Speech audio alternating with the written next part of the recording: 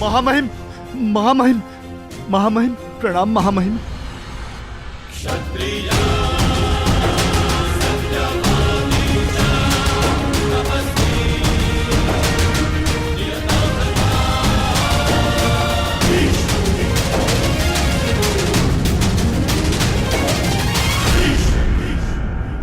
मैंने तुम्हें सावधान किया था कर्ण कि एक राजा और योद्धा में अंतर होता है। सर्वोत्तम राजा वो नहीं जो युद्ध के लिए प्रस्तुत हो जाए, वह है जो प्रजा के हित में निर्णय ले और युद्ध को टाल दे। युद्ध टालकर अब तक अंग का कौन सा हित साधा गया है महामहिम? जब परीक्षा की घड़ी हो, प्रजा त्राही त्राही कर रही हो, तो हर राजा का योद्धा बनना आवश्यक होता है। किस परीक्षा की घड़ी की बात कर रहे हो तुम कर्ण?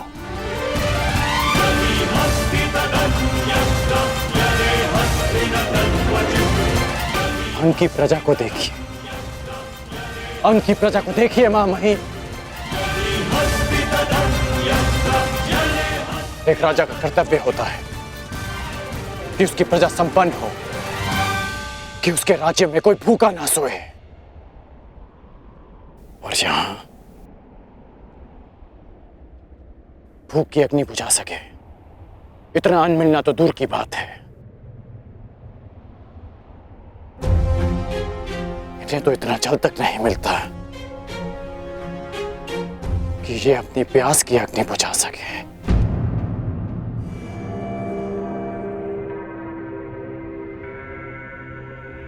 ये एक राजा के लिए परीक्षा की घड़ी नहीं तो क्या है? क्या हस्तिनापुर इतना दूर है कि वहां तक इनकी पीड़ा नहीं पहुंचती? या हस्तिनापुर की आंखें झूठे स्वप्न देखने में इतनी व्यस्त है कि उन्हें अंग के सूखे अश्रु नहीं दिखते? क्या कहीं ऐसा तो नहीं महामहिम कि हस्तिनापुर के गुप्तचरों ने आपको अंधकार में रखा वर्षों तक, या कहें दशकों तक? कदाचित हस्तिनापुर साम्राज्य में अंग ही ऐसा क्षेत्र होगा, किसी भी छोटे बालक को यह नहीं पता कि उसके महामहिम भीष्म दिखते कैसे। अद्भुत दृश्य। अंग प्रदेश के भूतपूर्व शासक और वर्तमान राजा का यह मिलन देख के तो मेरी आंखें भर गई। महामहिम, यदि आपको संधि के नियम स्मरण हो तो अपने इस मेमने से कहिए कि मेरी दृष्टि से दूर हो जाए। कहीं ऐसा ना हो कि इसका प्रलाप एक सोए हुए सिंह को जगा दे। क्या हुआ अंगराज कर्ण? तुम्हें क्या लगा था कि तुम्हारे ये महामहिम तुम्हारे अपमान के लिए मुझे तुम्हारे समक्ष दंडित करेंगे? ऐसा कुछ नहीं होने वाला महारथी कर्ण। मैंने तुम्हें एक बार चिताया था, 2 बार तुम्हें मैंने सावधान किया था, अब मैं तुम्हें अंतिम बार चेतावनी दे रहा हूं कर्ण। इसी क्षण तुम अंग प्रदेश को छोड़कर वापस चले जाओ, अन्यथा तुम मृत्यु को प्राप्त हो गए। अंग प्रदेश में ना कभी कोई राजा था, ना ही अंग प्रदेश को किसी राजा की आवश्यकता है। मैं बचपन से ही तनिक हटी हूं दानव। महामहिम सैकड़ों बार मुझे समझा चुके हैं। जब उनकी बात नहीं समझ पाया तो तुम्हारी क्या समझूंगा? इसलिए मुझे तुम्हारी अंतिम चेतावनी भी अस्वीकार है। तू ऐसे नहीं मानेगा कर्ण।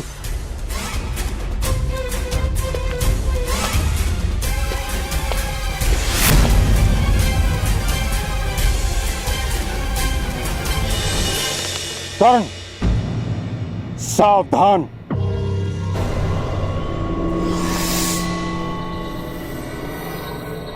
हट जाओ कन्या, मैं स्त्रियों पर अस्त्र नहीं उठाता। जानती हूँ महामहिम, इसीलिए आपके और कर्ण के मध्य खड़ी हूँ। तुम नहीं जानती तुमने कितने बड़े विनाश को आमंत्रण दे दिया है। जो चुनौती को समक्ष देखकर रुक जाए वो कर्ण नहीं महामहिम। आप ही का गुरु भाई है और आप भी जानते हैं कि अब उसे रोक पाना संभव नहीं।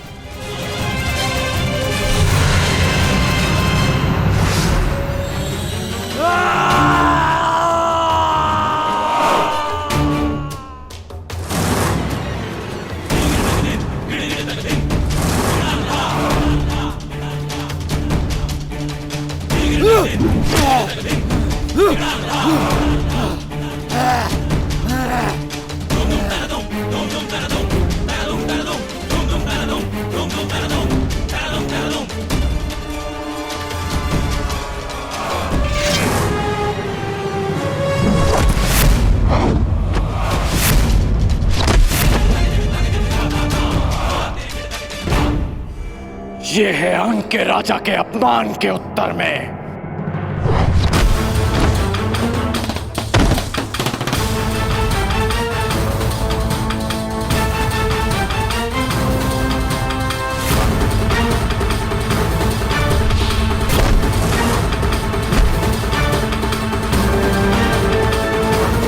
ये है महामहिम भीष्म के अपमान के उत्तर में।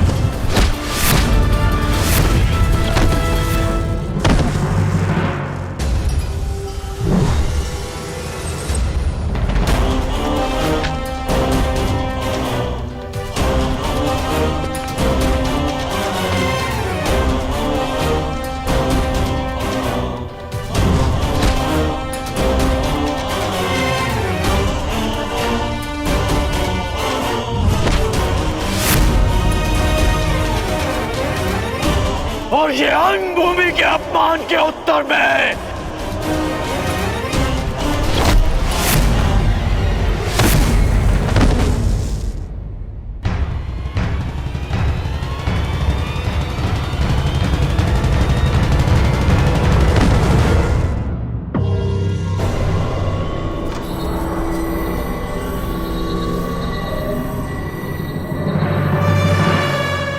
अंग की प्रजा से उसके अधिकार छीनने वाले का अंत हुआ। अंग की मानसिक स्वतंत्रता का अंत हुआ। अंग में एक नए सूर्य, एक नए प्रकाश का आरंभ हुआ। महामहिम, महामहिम, महामहिम, हमारी रक्षा कीजिए महामहिम। इस विनाश से हमें बचा लीजिए।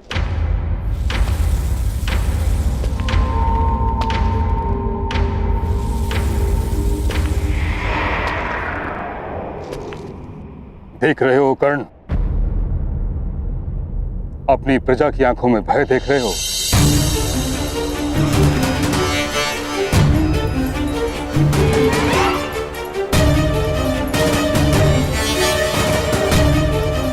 तुमने अंग को जल का अधिकार नहीं दिलाया, उनसे जीवन का अधिकार छीन लिया है।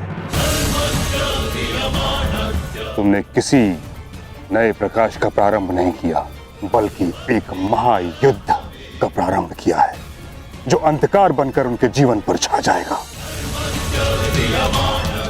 तुमने इस दानव को नहीं मारा, तुमने एक महादानव को जगा दिया है।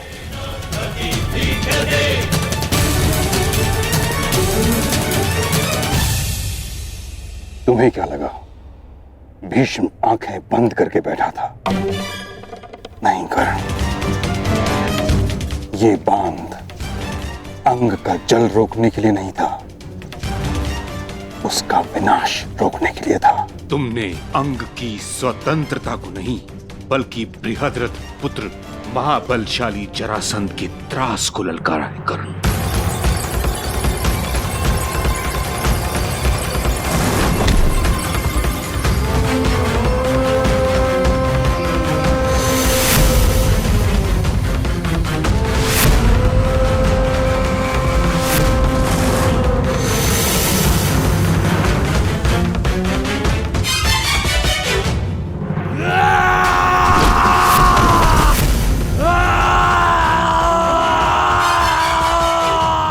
ये जरासंध जिसके बल के समक्ष वासुदेव कृष्ण को भी रण छोड़कर जाना पड़ा था।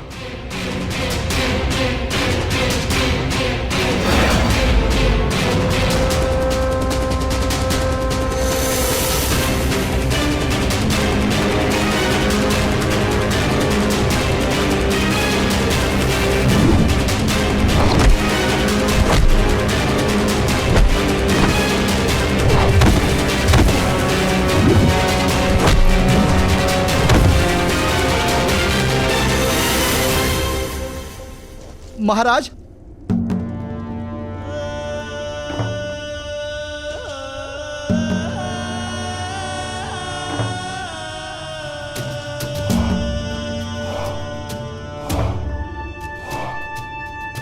कौन था वो योद्धा?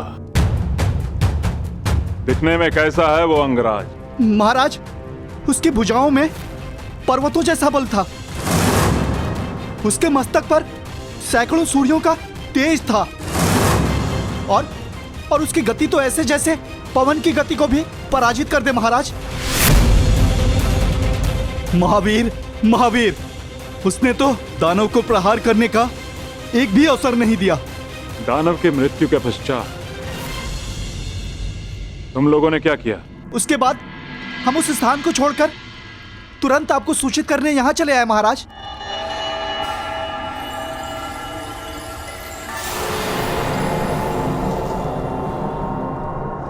अद्भुत।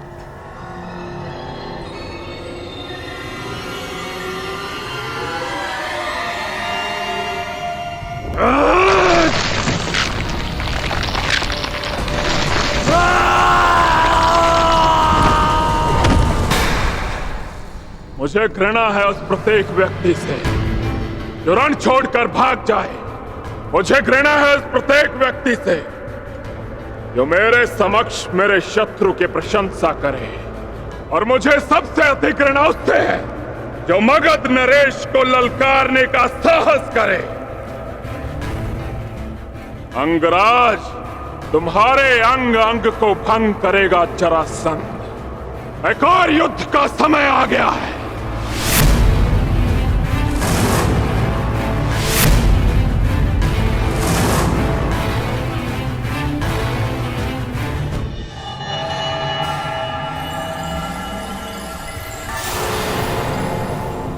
समय आ गया है शिष्यों। देखना यह है कि कौन होगा वो जो मेरी शिक्षा पर खरा उतरेगा।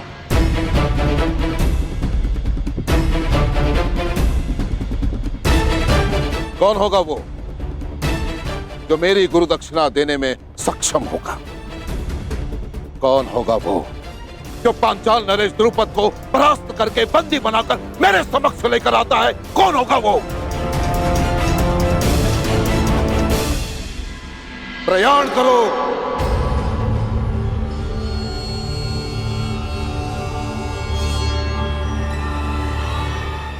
रुको।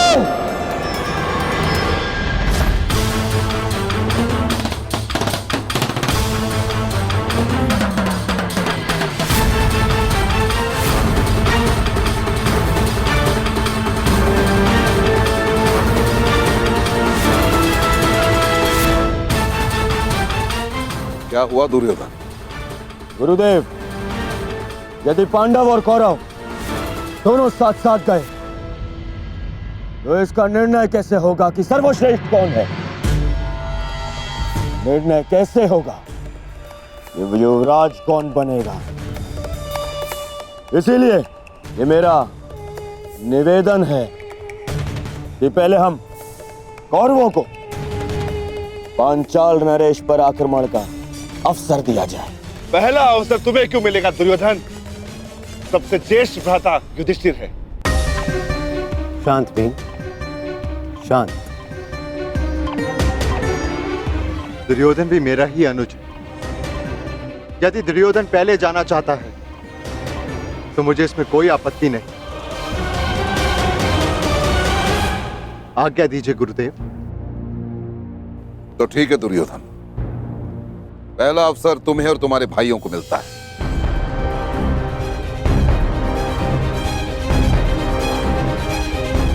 प्रयाण करो। चलो।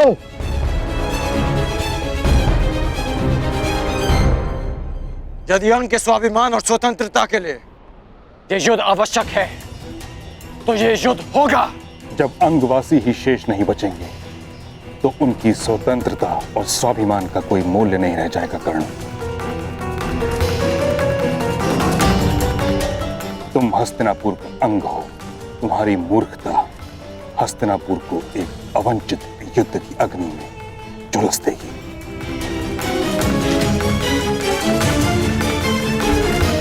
हस्तिनापुर की सुरक्षा के लिए अंग का बलिदान किया गया। ये अनीति क्यों? यही नीति है कर्ण। एक परिवार को सुरक्षित रखने के लिए उसके एक सदस्य का बलिदान दिया जाए तो उचित है। उसी भांति एक ग्राम की सुरक्षा के लिए एक परिवार का बलिदान उचित है। उसी भांति एक प्रदेश के लिए एक ग्राम और एक साम्राज्य के लिए एक प्रदेश का बलिदान हो, यही राजनीति है। मेरी समझ में राजनीति का अर्थ थोड़ा भिन्न है मां महिम। राजनीति का अर्थ है राजा की नीति, और अपनी प्रजा की रक्षा करना राजा की सबसे बड़ी नीति होती है। और अपनी प्रजा की दुर्दशा देखकर मौन रह जाना ये राजनीति नहीं, अनीति है। और ये राधे कर्ण इस अनीति का साथ कभी नहीं देगा। अर्थात तुम मगध से युद्ध करोगे? हाँ,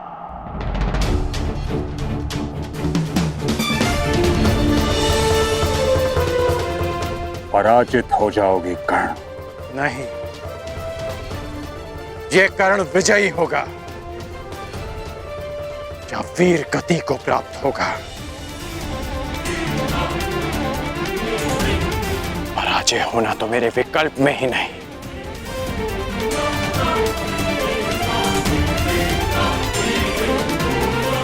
अपनी प्रजा के लिए अपने प्राण दे देना ये मेरी दृष्टि में श्रेष्ठ नीति है।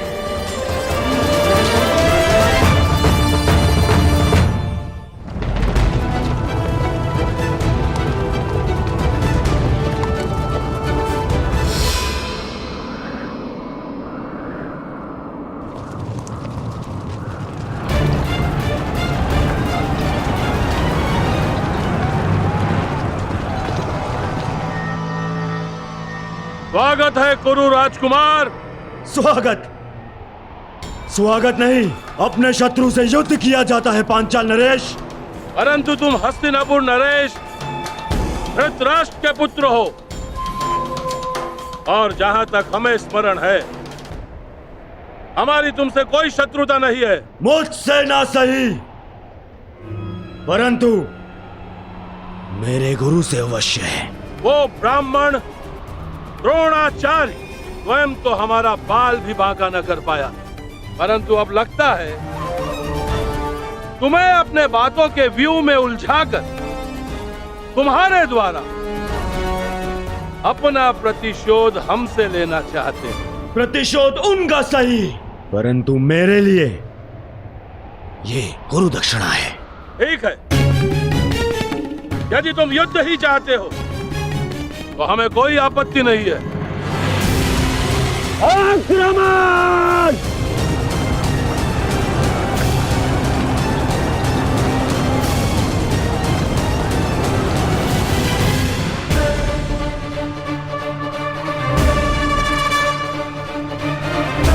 जरासंध ने आक्रमण कर दिया है। यदि युद्ध ही नियति है तो मैं मगध नरेश से युद्ध करूंगा। तुम मगध नरेश को अधिक समय तक रोक नहीं पाओगे कर्ण। अंग की रक्षा अब मैं करूंगा। नहीं, अंग अपनी रक्षा करने में आत्मनिर्भर है मां महिम।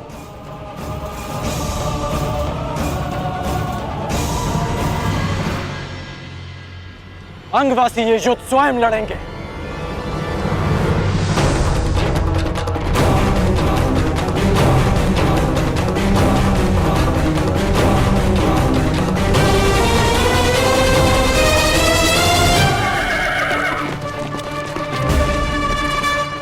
जरासंध ने आक्रमण कर दिया है। यदि युद्ध ही नियति है तो मैं मगध नरेश से युद्ध करूंगा। नहीं, अंग अपनी रक्षा करने में आत्मनिर्भर है मां महिम। अंगवासी ये युद्ध स्वयं लड़ेंगे। यही एक मार्ग है अपने भीतर के भय को भगाने का, अपने मन में देश और स्वतंत्रता के लिए प्रेम जगाने का।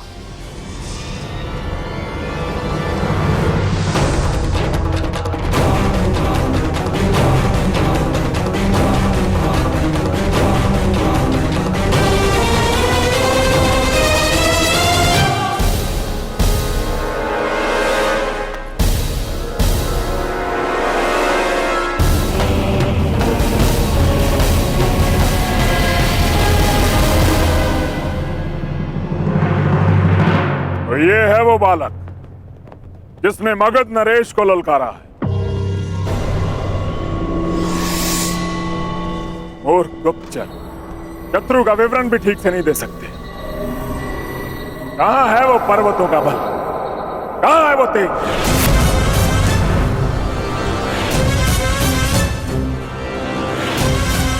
जो इस युद्ध में सम्मिलित नहीं है वो यहां से चला जाए, क्योंकि जो इस क्षेत्र में उपस्थित रहेगा उसका शव ही यहां से जाएगा।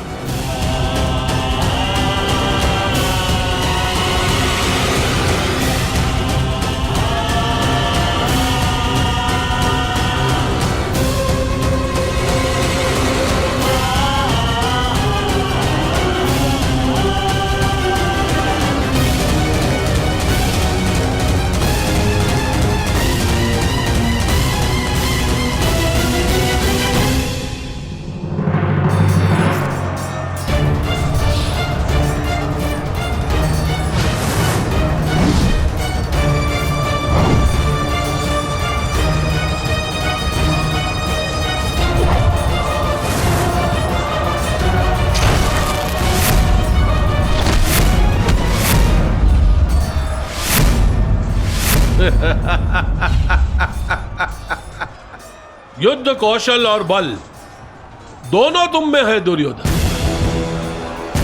परंतु लगता है तुम्हारे आचार्य द्रोण ने तुम्हें गदा युद्ध में प्रवीण नहीं किया। तुम्हें और प्रशिक्षण की आवश्यकता है दुर्योधन। यदि चाहो तो वो प्रशिक्षण हमसे ले सकते हो।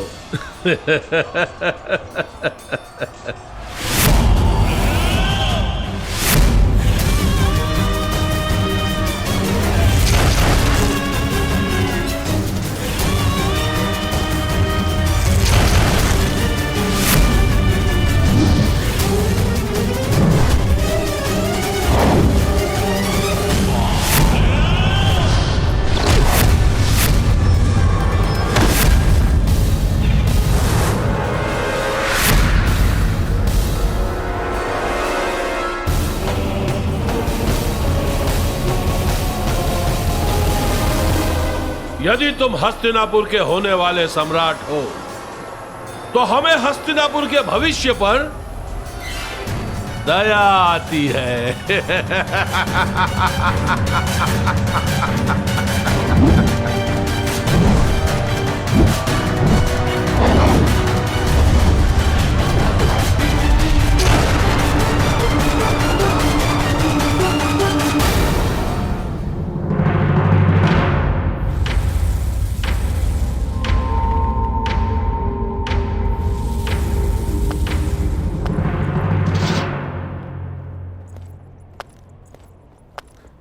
तो अंगराज, मुझे लगता है हमारे पास पर्याप्त सेना है।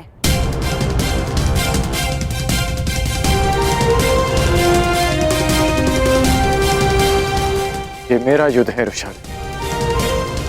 यदि तुम्हें तनिक भी चोट पहुंची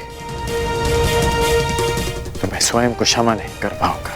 अंगराज, आप भूल रहे हैं कि मैं भी अंग की प्रजा हूं और हर परिस्थिति में अपने राजा के साथ हूं।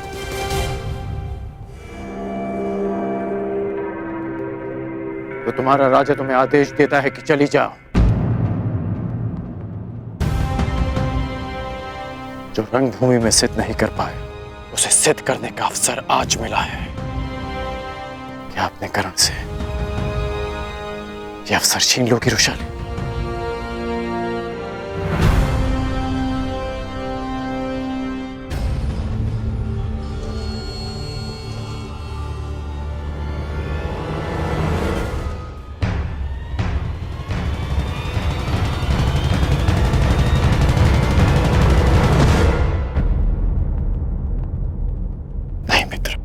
आज आपके हाथ प्रहार नहीं करेंगे, बल्कि आपके नेत्र अपने पुत्र की हत्या का प्रतिकार देखेंगे।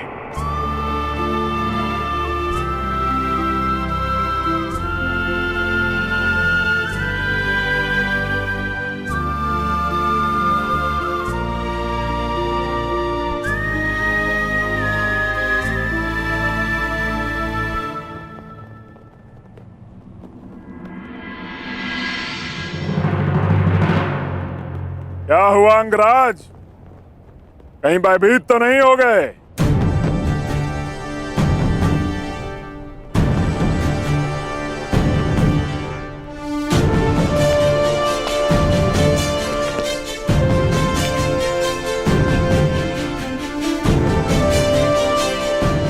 आश्चर्यचकित मत हो कर्ण।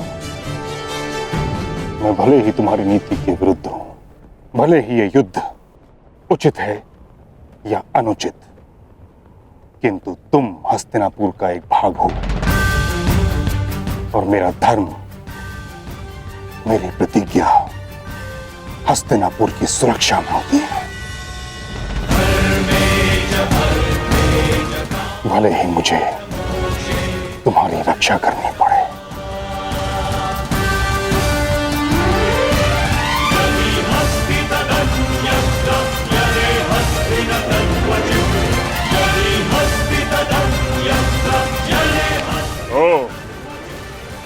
तो महाबली भीष्म भी प्रत्यंचा चढ़ा रहे हैं। जिस जरासंध ने कृष्ण को भी रणभूमि छोड़ने पर विवश कर दिया था, वो तुम दोनों से क्या डरेगा? प्रतीत होता है कि नियति ने तुम दोनों का अंत एक ही दिन में जरासंध के हाथों लिख दिया है।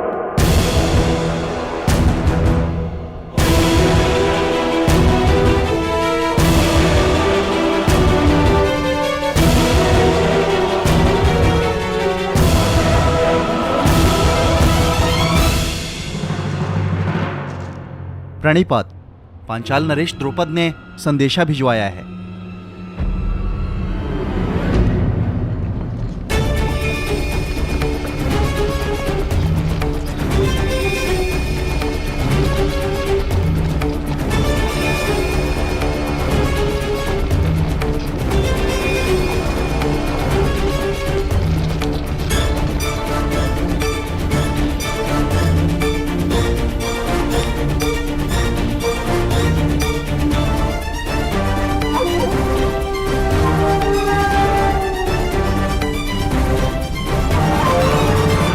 असफल हुए द्रोण। एक ही दिन में दो बार असफल। पहली असफलता पांचाल नरेश द्रुपद की शक्ति को कम आंकना, और दूसरी असफलता अपने इन शिष्यों की क्षमता को अधिक आंकना। दया आती है द्रोण, क्या अपने इन्हीं शिष्यों की क्षमता पर तुम पांचाल नरेश द्रुपद को ललकारने की चेष्टा कर रहे थे? लज्जा आती है द्रोण, तुम्हें अपना सहपाठी कहते हुए। कभी हमने साथ में शिक्षा ग्रहण की थी, अब क्या करोगे? भिक्षा मांगोगे? अपने प्राणों की या अपने इन 100 शिष्यों के प्राणों की?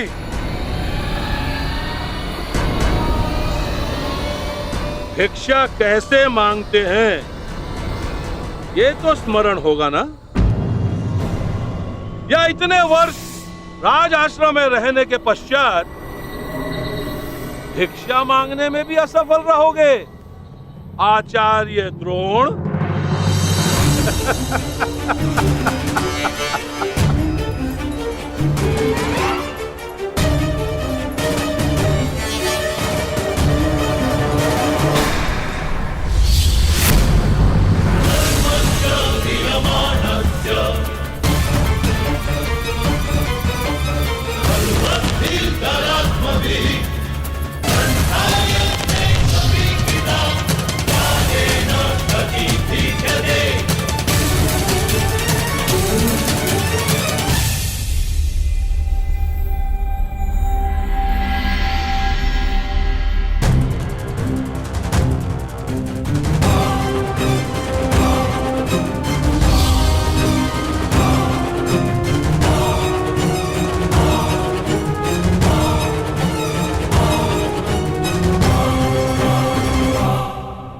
असफल तुम्हें होना है द्रुपद। मेरे शिष्यों की योग्यता को तुमने कम में आंका है। और रही बात भिक्षा की, तो समय बताएगा कि द्रोण पांचाल नरेश के समक्ष भिक्षा मांगता है या पांचाल नरेश हाथ जोड़कर द्रोण के शरण में आता है। तुमने गुरु का अपमान किया था और उसी अपमान का प्रतिशोध लेने आए हैं मेरे ये शिष्य।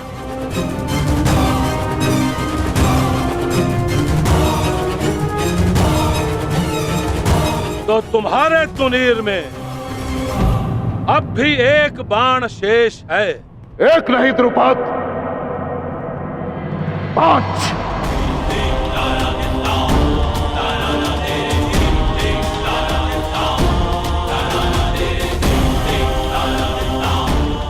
तो चुनौती प्रस्तुत करो।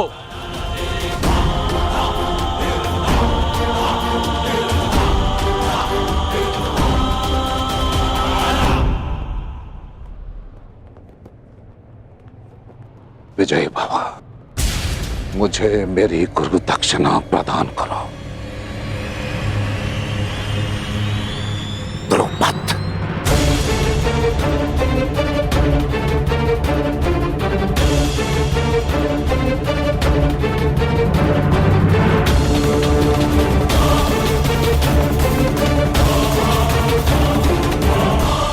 आप इस युद्ध में भाग नहीं लेंगे।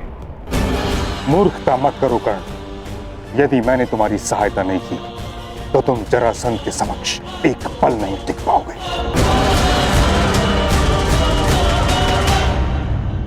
कदाचित महामहिम भूल रहे हैं कि उन्होंने क्या कहा था कि हस्तिनापुर की सुरक्षा उनका पहला उद्देश्य है। आपके धनुष से छूटा एक बाण हस्तिनापुर को महायुद्ध की अग्नि में झुलसा देगा। इसलिए आप इस युद्ध में सम्मिलित नहीं हो सकते।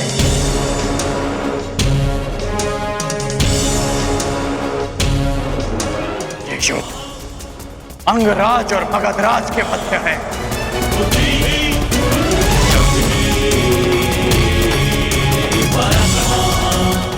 अंगराज कर्ण युद्ध के लिए प्रस्तुत है। मगधराज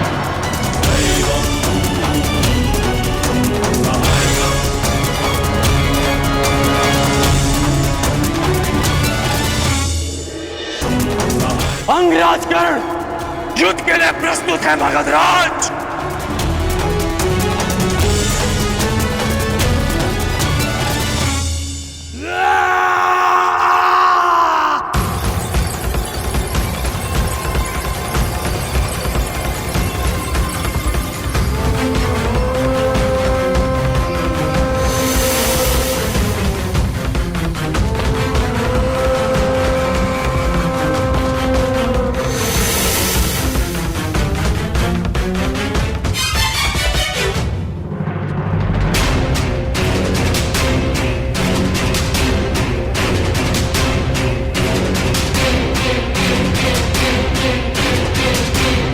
युद्ध के लिए अपना शस्त्र चुन लो अंगराज।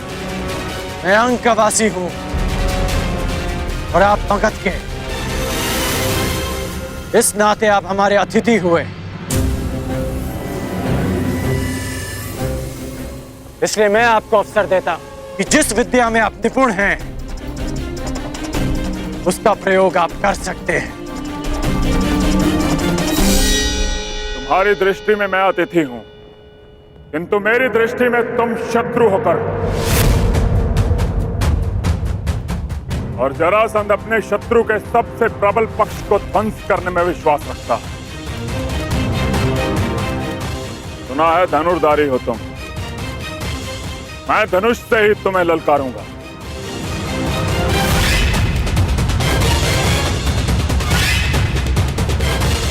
कैसी आपकी इच्छा।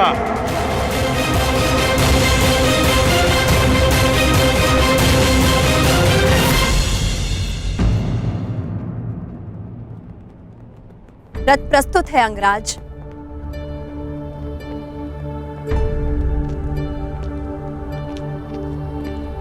भीष्म,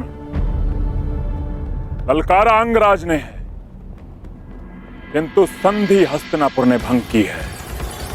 इसलिए यद्यपि हस्तिनापुर युद्ध में सम्मिलित नहीं है, किंतु युद्ध की विभीषिका उसे झेलनी होगी। जरासंध का क्रोध केवल कर्ण के अंत से शांत होने वाला नहीं है, इसकी आंच हस्तिनापुर तक अवश्य पहुंचेगी। इस युद्ध से पूर्व दो बातें जानना तुम्हारे लिए आवश्यक है मगध नरेश। प्रथम, हस्तिनापुर के शांति प्रयास को उसकी निर्बलता मत समझना, और मेरे मौन को मेरी दुर्बलता मत समझना। हस्तिनापुर की भीति और भीष्म के बाणों का बल अब भी वही है। दूसरी बात, यदि भीष्म ने तुम्हारा बल देखा है तो कर्ण का कौशल भी। इस योद्धा को बालक समझना तुम्हारे जीवन की बहुत बड़ी भूल सिद्ध होगी। कदाचित यह युद्ध तुम्हारी प्रथम पराजय लेकर आए, या कदाचित तुम्हारे लिए दुर्गम विजय पथ।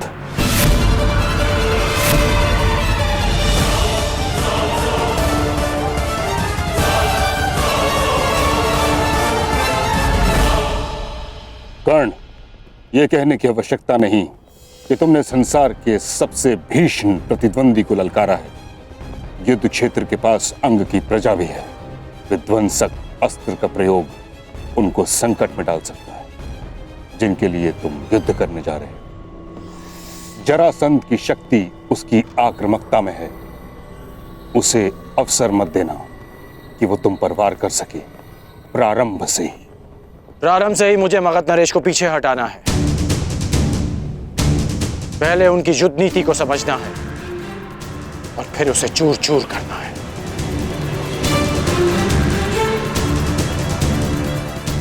आप भूल रहे हैं मामहीम कि हम दोनों एक ही गुरु के शिष्य हैं। मुझे स्मरण है कर्ण, और तुम भी स्मरण रखना कि ये कोई रंग भूमि नहीं, वास्तविक युद्ध भूमि है, और तुम्हारे समक्ष कोई राजकुमार नहीं, संसार का सबसे विकट प्रतिद्वंदी खड़ा है। मेरा लक्ष्य केवल परिवर्तन है मामहीम। मेरा केवल एक ही शत्रु है, अन्याय, जो हर बार नए रूप में आता है। रंगभूमि में राजकुमार बनकर और युद्ध भूमि में मगध नरेश बनकर। परंतु ये राधेकर्ण जीते जी इस अन्याय से कभी हार नहीं मानेगा। ईश्वर करे तुम्हें विजय प्राप्त हो कर्ण। यदि तुम पराजित हुए तो मुझे स्वयं को युद्ध में सम्मिलित करना होगा, जिसका अर्थ है हस्तिनापुर को युद्ध की अग्नि में झोंकना। तुम्हारे मित्र दुर्योधन ने तुम पर विश्वास किया है, उसकी परीक्षा में खरे उतरना है तुम्हें कर्ण। मैं वचन देता हूं मामहीम कि अपने मित्र के विश्वास की लाज रखूंगा, परंतु आपको भी वचन देना होगा कि आप मेरे कहे बिना इस युद्ध में सम्मिलित नहीं होंगे। तुम करना क्या चाहते हो कर्ण? ये युद्ध केवल अंगराज और मगध नरेश के मध्य नहीं, ये युद्ध अंग की प्रजा का, उनके भीतर छिपे भय से भी है। और भय के अंधकार में सोई अंग की प्रजा को मैं जगाना चाहता हूं। इसलिए आपसे वचन चाहिए कि जब तक मैं ना कहूं आप अपना धनुष नहीं उठाएंगे। मेरा आशीष है कर्ण, विजयी वही हो जो अधिक श्रेष्ठ हो।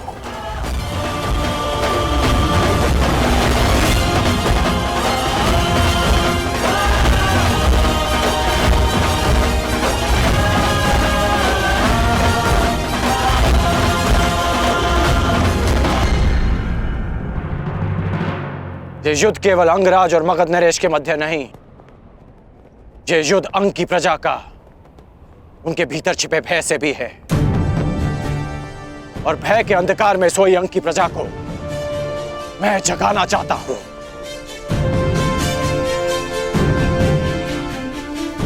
इसलिए आपसे वचन चाहिए कि जब तक मैं ना कहूं आप अपना धनुष नहीं उठाएंगे। मेरा आशीष है कर्ण, विजयी वही हो जो अधिक श्रेष्ठ हो।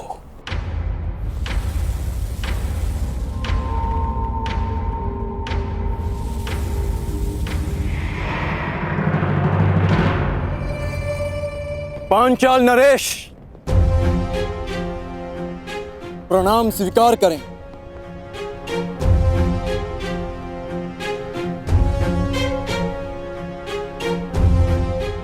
आश्चर्यचकित मत होइए पांचाल नरेश, किसी समय आप मेरे गुरु के गुरु बंधु रहे हैं।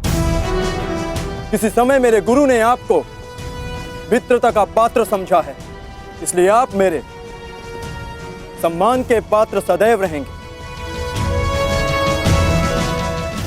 अब भी और पराजित होने के पश्चात भी। द्रोण के तुनीर में 5 बाण शेष थे, आया केवल एक। हाँ, क्योंकि हम 5 भिन्न नहीं, एक हैं, एक मुट्ठी जिसकी प्रत्येक उंगली में समान शक्ति है।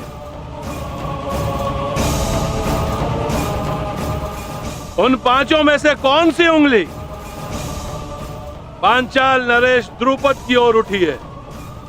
मध्यमा।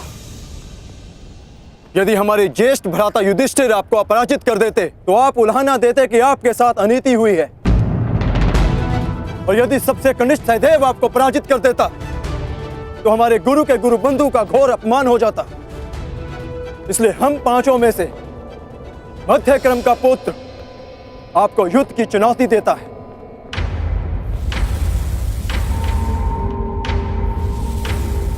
तर्क अद्भुत है बालक।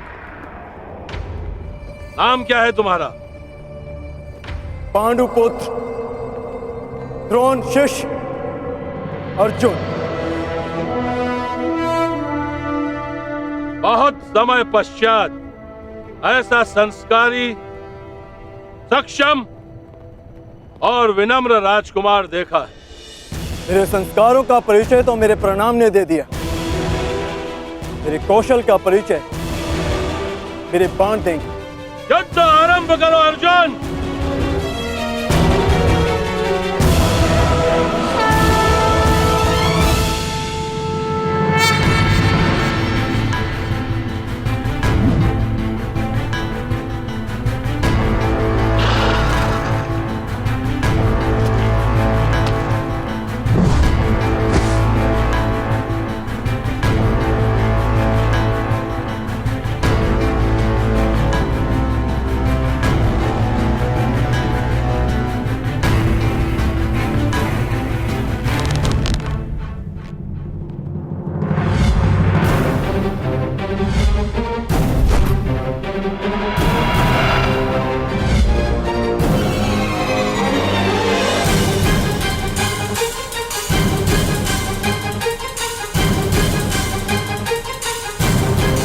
बस एक महाअस्त्र और इस बालक की ललकार के साथ साथ अंग की हर आशा भी समाप्त।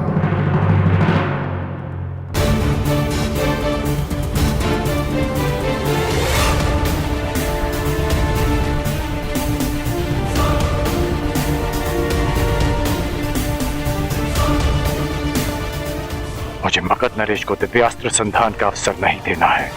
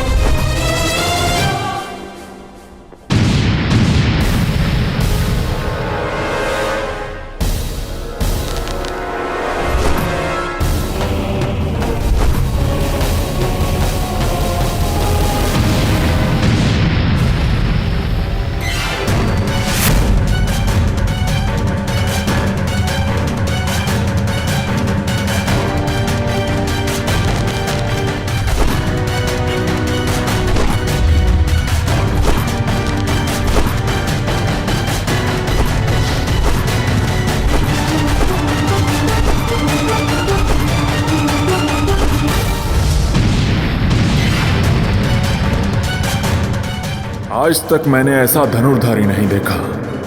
निश्चित रूप से इसकी गति पवन को भी पराजित कर दे।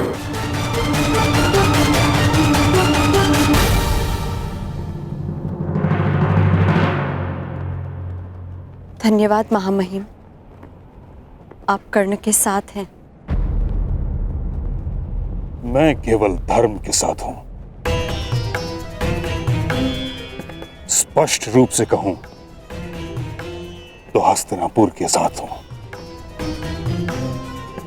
यही तो आश्चर्य है महामहिम, ये धर्म केवल हस्तिनापुर के विशाल महलों तक क्यों रहता है? ये धर्म कभी चलकर हम सूतों की कुटिया तक क्यों नहीं आता?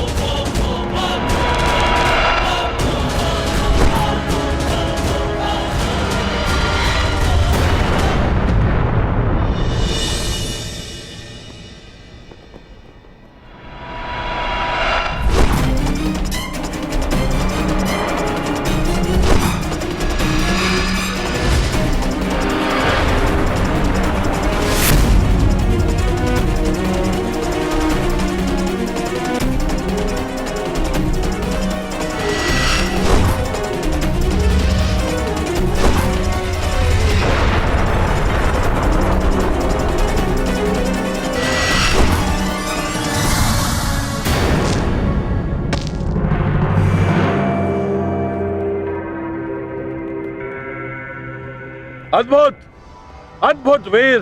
जीवन में प्रथम बार ऐसा हुआ है कि कोई धनुर्धर पांचाल नरेश द्रुपद के हाथों से उसका धनुष गिरा सका। अब बार बार इस अनुभव के लिए तैयार रहें पांचाल नरेश।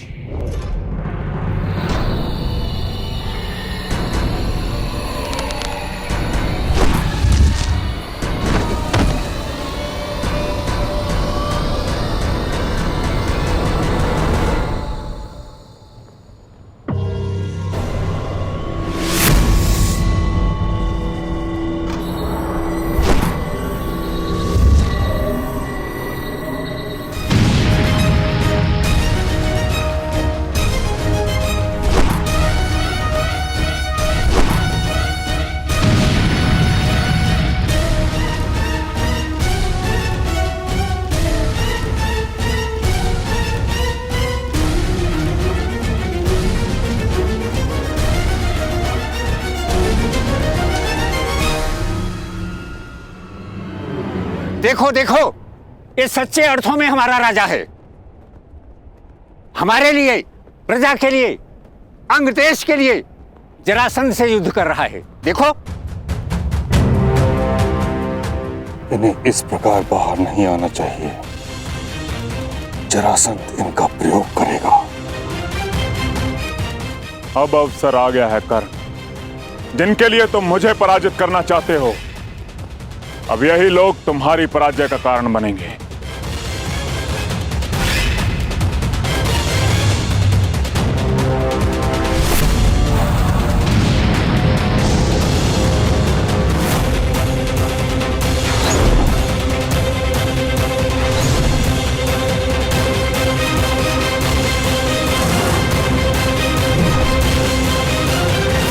सहस्त्र बाणास्त्र।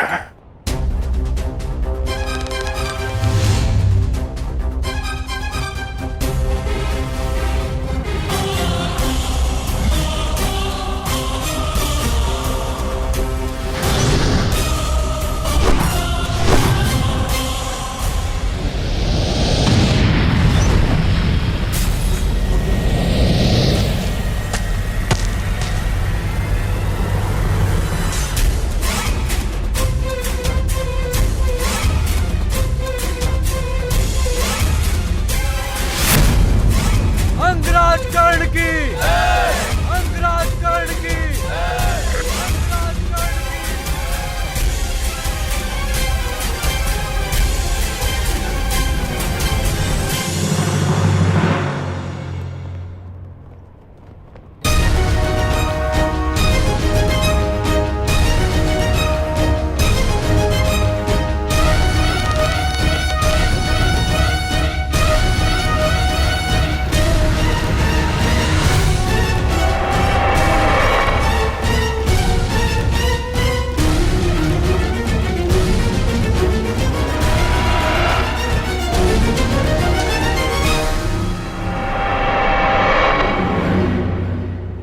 असंभव।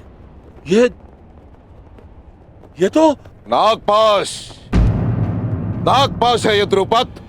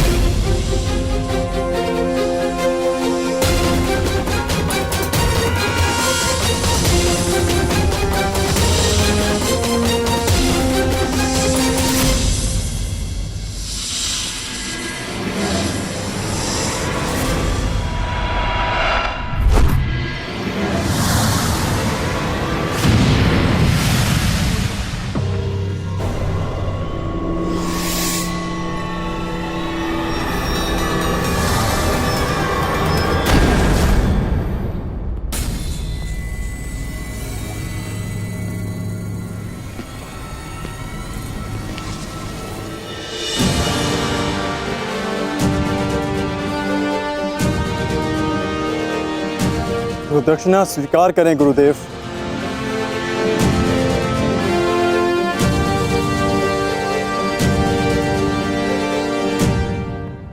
अश्वत्थामा को संदेश भिजवाया जाए। शीघ्र अतिशीघ्र उसका राज अभिषेक होगा, वो भी इस स्थान पर।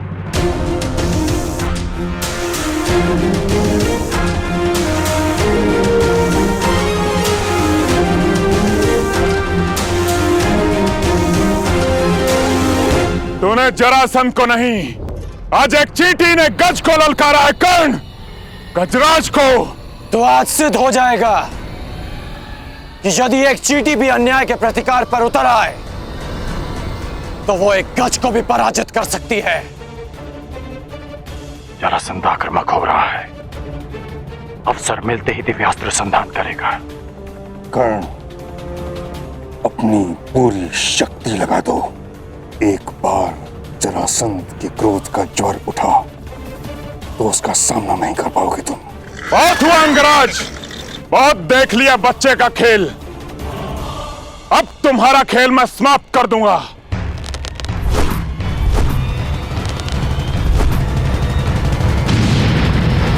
अपनी प्रजा की रक्षा करने आए हो। देखो अंगवासियों, ये तुम्हारी रक्षा करने आया है। अरे जो अपने अनुज की रक्षा ना कर सका, वो तुम सहस्त्रांगवासियों की रक्षा क्या करेगा? नहीं कर्ण, क्रोधित मत हो। क्रोध में आओगे तो एकाग्रता खो दोगे। क्रोध करने की भूल मत करना। नहीं महामहिम, कर्ण को उकसाने की भूल तो मगध नरेश कर रहे हैं। कर्ण की सबसे बड़ी शक्ति उसका क्रोध ही है।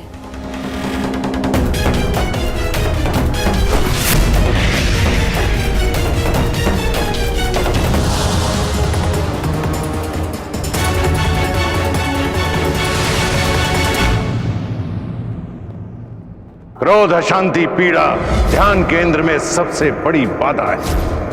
अपने क्रोध को, अपनी अशांति को, अपनी पीड़ा को शस्त्र बनाकर इसका उपयोग करो कर्ण, उपयोग करो।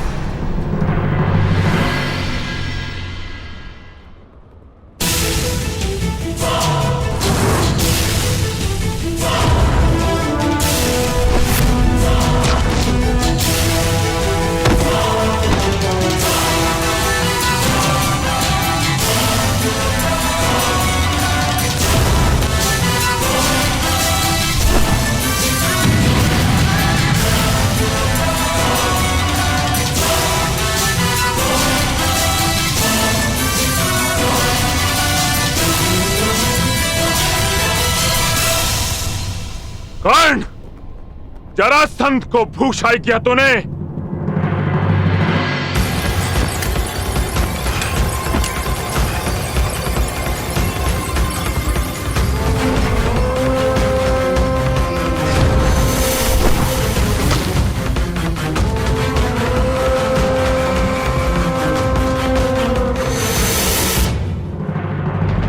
बस इतना ही बल है तुम्हारे बाणों में कर्ण। क्या तुम्हारे पास कोई ऐसा बाण नहीं है जो जरासंध का वक्ष भेद सके?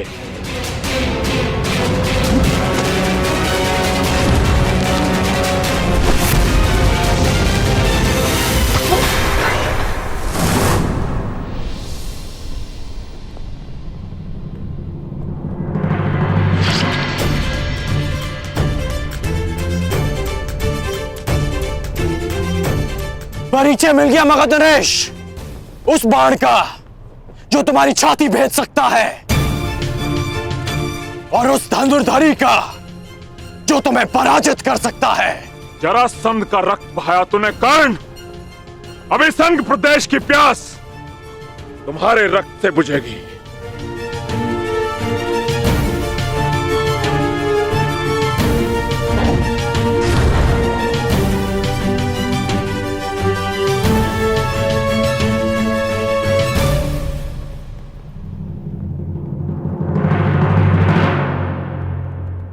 आपकी इच्छा आज अधूरी रह जाएगी मगध नरेश।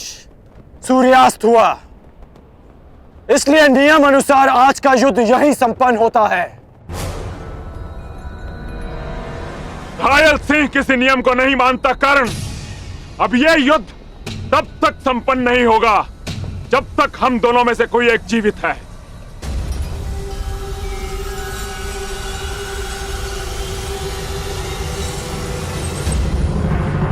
अब बाहुबल का परिचय दो कर्ण। इस युद्ध में विजय का अर्थ जीवन होगा और पराजय का अर्थ मृत्यु।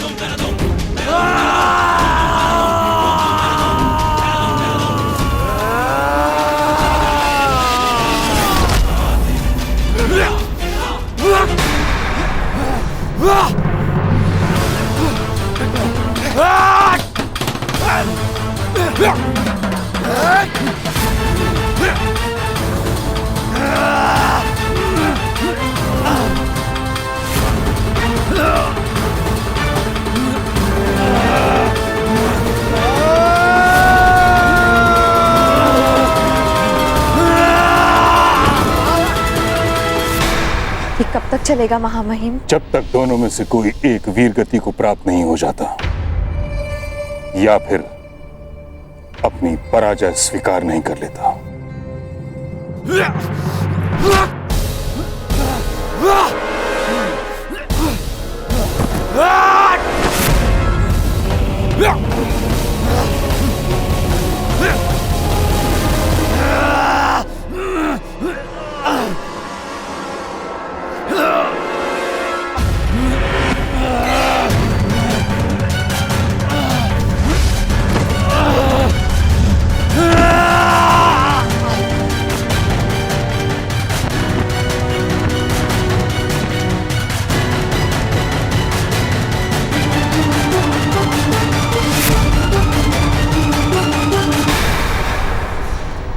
क्या हुआ अंगराज?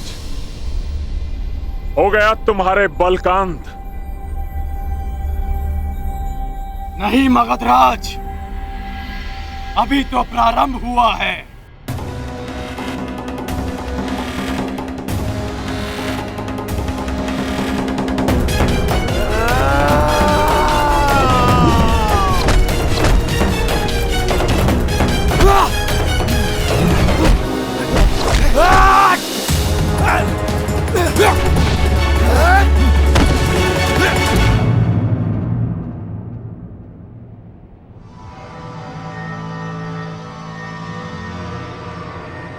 बस हो गई समाप्त तुम्हारी चुनौती। उठो या ना उठो, मृत्यु तुम्हारी निश्चित है। मृत्यु तो सबको आनी है मगधराज, परंतु मैं उठूंगा।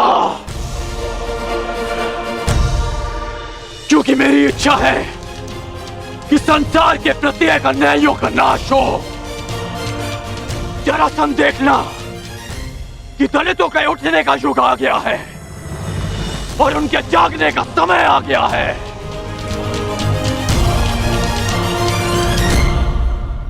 सूर्य की किरणें प्रस्तुत हैं और राधे करण भी। आगे बढ़ो।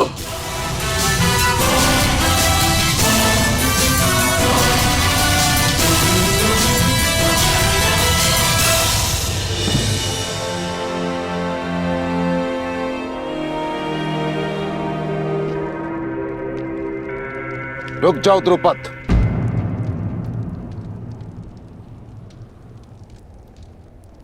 कहां जा रहे हो?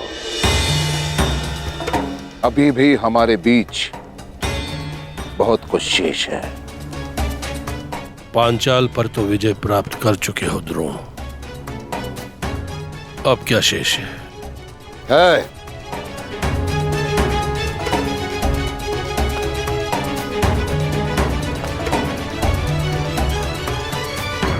तुम्हारा अहंकार, उस पर विजय पाना शेष है, जिसे मैं पाकर रहूंगा। यदि तुम्हारे शब्दों में कहूं तो मित्रता बराबर वालों से की जाती है, बराबर वालों से। यही कहा था ना तुमने उस राजसभा में जब मैं तुमसे सहायता मांगने आया था, और तुम्हारे यही शब्द वर्षों से मेरे कानों में तीर की भांति चुभ रहे हैं, बराबर वालों से।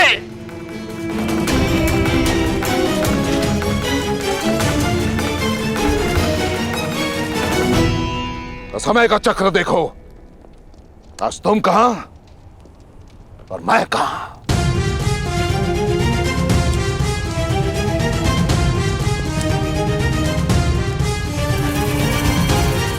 आज मैं एक राजा का पिता हूं, राजा का। और तुम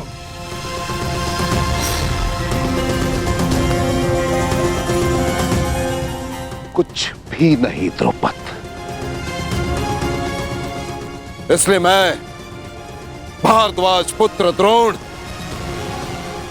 हस्तिनापुर राजगुरु द्रोण, पांचाल का आधा राज्य द्रुपद को दान में देता हूं। उस द्रुपद को जिसे मैंने कभी अपना मित्र माना था।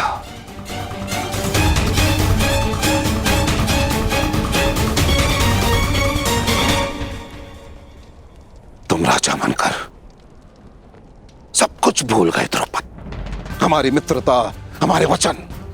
परंतु इस द्रोण को वो सारे वचन स्मरण है। प्रत्येक वस्तु आधी आधी बांटेंगे। ये दान पाकर प्रसन्न तो होना द्रुपद। मैंने अपना जीता हुआ आधा राज्य तुमसे बांटा द्रुपद। अब तुम उस अपमान के दंश को भी भोगोगे जिसका आधा मैं कई वर्षों से भोगता आया हूं। अपने इस आधे पांचाल का आनंद उठाओ पांचाल नरेश। ना ना ना ना, अर्ध पांचाल नरेश।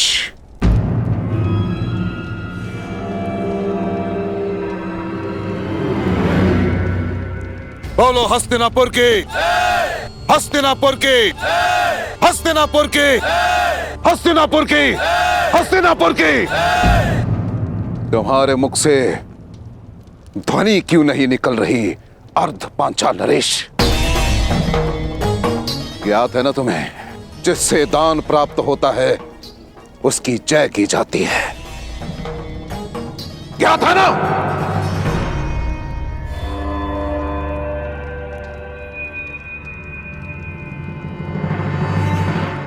हस्तिनापुर की जय।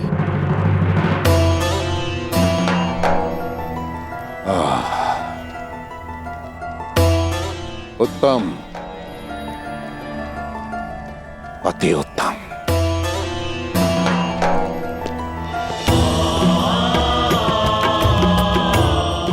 मेरी गुरु दक्षिणा पूर्ण हुई। गर्व है मुझे तुम पर। ये द्रौपद, अश्वत्थामा का राज अभिषेक भी संपन्न हुआ।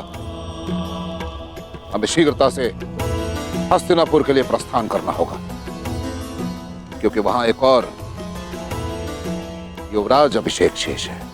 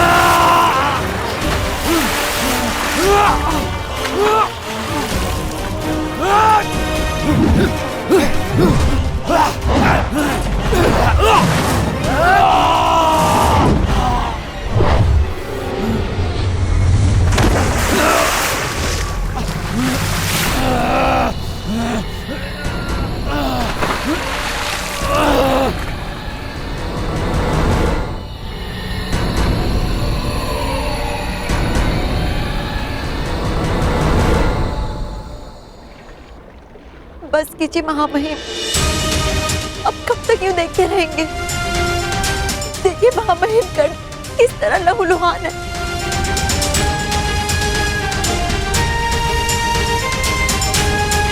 महामहिम, आपको हस्तक्षेप करना होगा, आपको ये युद्ध रोकना होगा। महामहिम, रक्षा कीजिए कर्ण की।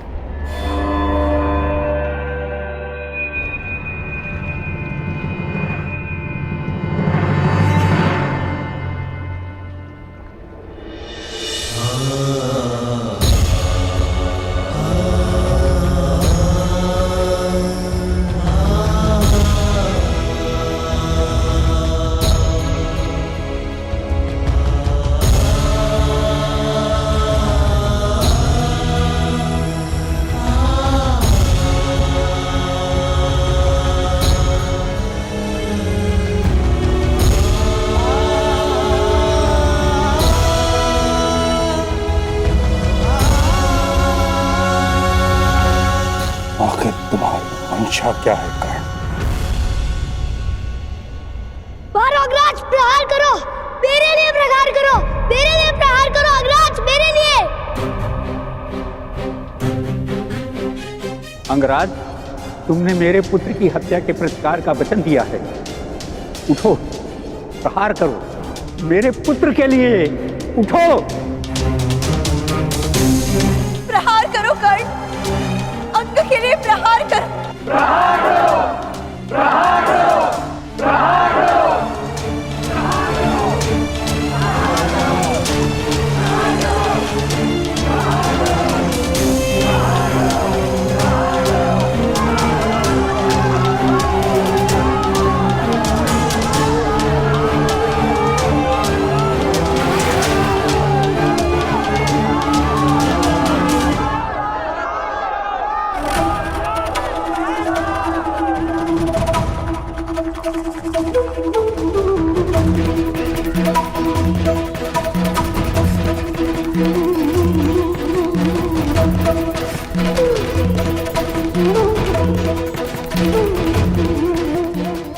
अपना पहला युद्ध जीत गया मगधनरेश।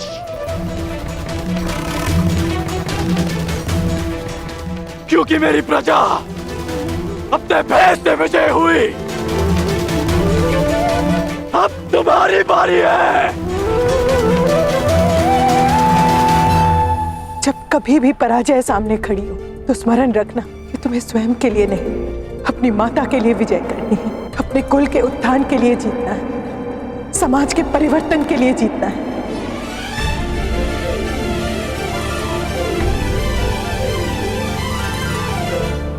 मेरा सपना मुझसे छीन लिया गया। अब युधिष्ठिर युवराज बनेगा। युधिष्ठिर युवराज बना या दुर्योधन को स्वीकार नहीं है। आप कहें तो अभी इन्हें युद्ध में वीर गति दे दे भ्राताश्री। नहीं, अब साम दाम दंड भेद सबका प्रयोग होगा। केवल बल का नहीं, छल का प्रयोग होगा। हमारे हस्तिनापुर के लिए प्रस्थान से पूर्व 2 संदेश तैयार करेंगे। पहला, मामा शकुनी को, जिसके छल पर मुझे पूर्ण विश्वास है, और दूसरा उसको जिसके बल पर मुझे पूर्ण विश्वास है, अंगराज कर्ण को।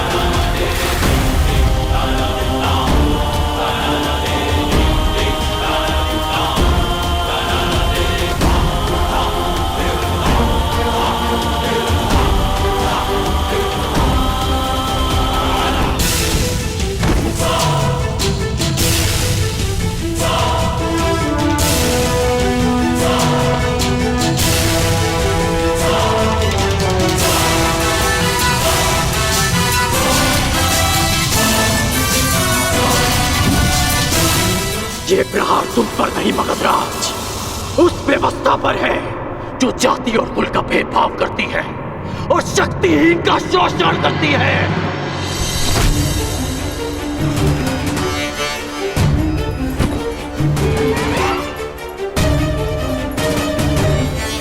ये प्रहार उस अन्याय पर है जो एक वीर को धनुष उठाने की अनुमति नहीं देती, क्योंकि वो एक सूत पुत्र है।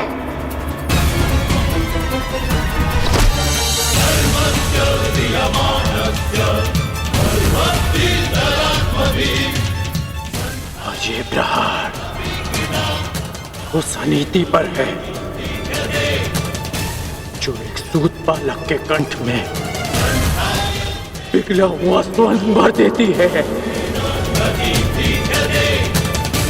क्योंकि उसने वेद पाठ करने का साहस किया।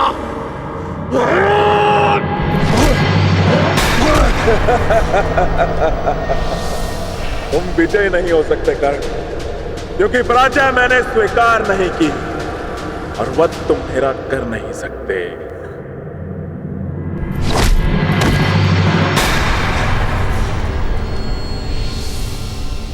महाबलियों का सबसे बड़ा दुर्भाग्य होता है कि उनकी दुर्बलता सबको ज्ञात होती है। मैं जानता हूं आप जरासंध हैं। जरा ने आपके शरीर की संधि की है, इसलिए आपको मारा नहीं जा सकता, बस चीरा जा सकता है।